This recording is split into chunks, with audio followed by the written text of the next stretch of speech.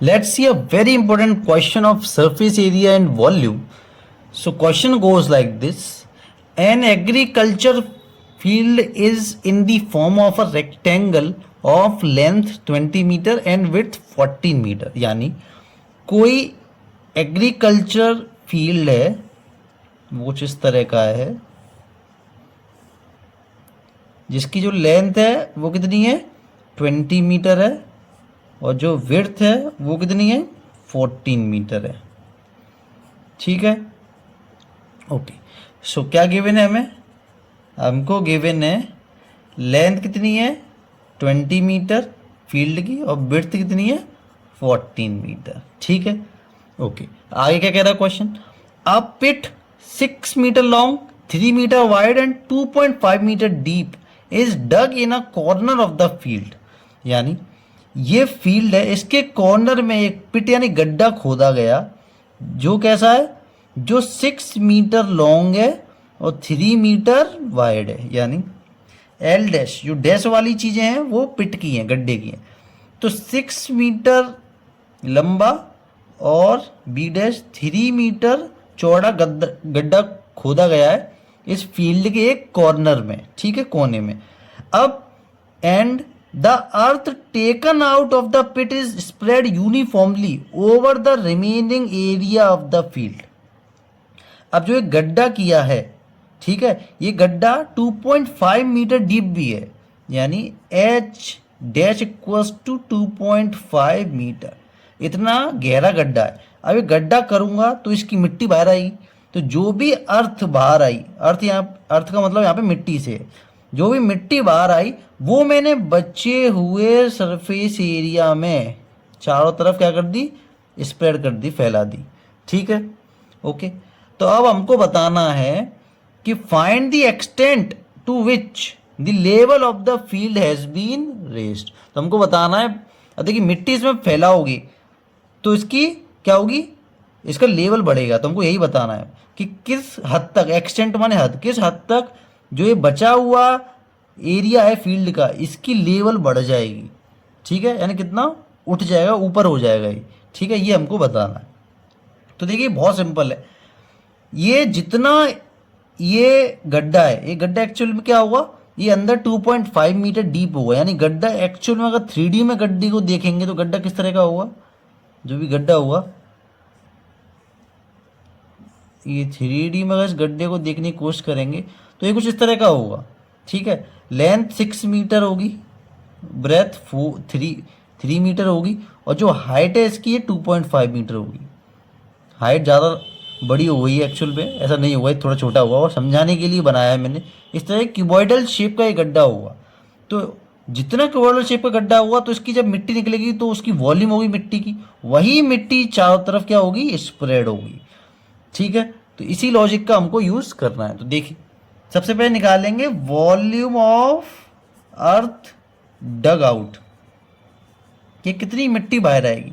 तो कितनी मिट्टी बाहर आएगी, जो गड्ढा किया है मैंने, इस जो गड्ढे की वॉल्यूम है, गड्ढे की वॉल्यूम क्या होगी, एक क्यूबॉइड है तो एल बी एच, यहाँ पे L dash B dash H dash dash के टर्म्स में माना है, तो तीनों डायमेंशंस का मल्टीप्लाई एल बी एच होती है वॉल्यूम ऑफ क्यूबॉइड। ठीक है, तो वैल्यूज पुट कर देता हूँ, 6 इंटू 3 इंटू 2.5, तो 6 या 18 और 2.5 का मल्टीप्लाई करूँगा तो ये 45 मीटर क्यूब, इतनी वॉल्यूम ऑफ अर्थ मैंने बाहर निकाली है। अब देखिए, अब यहाँ पे यही एक ट्विस्ट है जो समझने वाला है। ये पूरी अर्थ जो मिट्टी निकाली है चारों तरफ नहीं, पूरे फील्ड में नहीं स्प्रेड कर की जाएगी, क्योंकि यहाँ इतने सरफेस एरिया में तो ये गड्ढा ही किया है मैंने, तो इस गड्ढे के अलावा जो एरिया बचा हुआ केवल वहाँ पर वो अर्थ स्प्रेड की जाएगी। तो कितना एरिया बचा, सबसे पहले ये निकालते हैं। तो area of field remaining to spread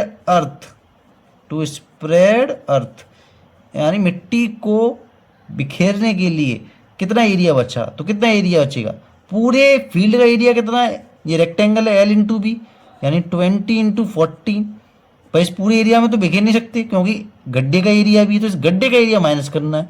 तो 6 इंटू 3, क्योंकि ये भी एक रेक्टेंगुलर शेप का एरिया है इस पिट का। ठीक है, तो 14 जा 28, 0 6 3 जा 18, तो कितना आएगा 262 मीटर स्क्वायर है यहाँ पे। ठीक है, ये एरिया है, 2 डायमेंशन है, वॉल्यूम नहीं है जो 3 डायमेंशन होगी।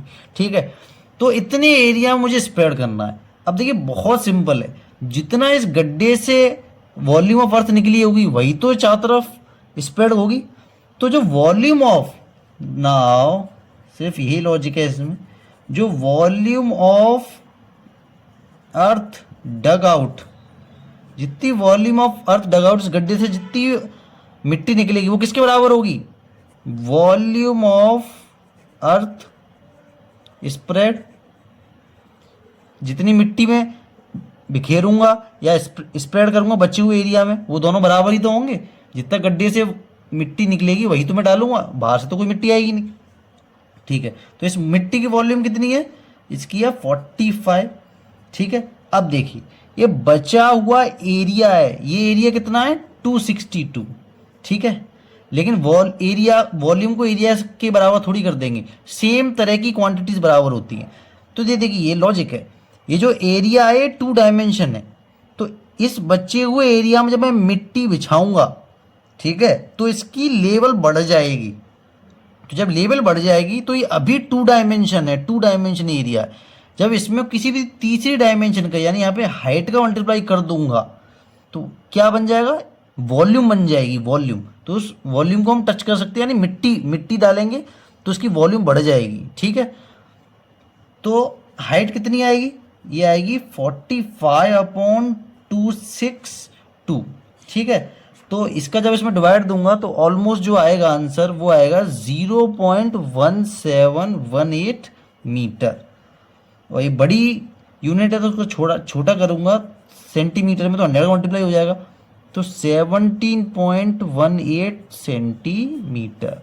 यानी गड्ढे से मिट्टी खोद के अगर मैं बचे हुए एरिया में स्प्रेड करूंगा तो बचे हुए एरिया की लेवल 17.18 सेंटीमीटर स्क्वायर बढ़ जाएगी, यानी इतना एरिया ऊपर की साइड उठ जाएगा।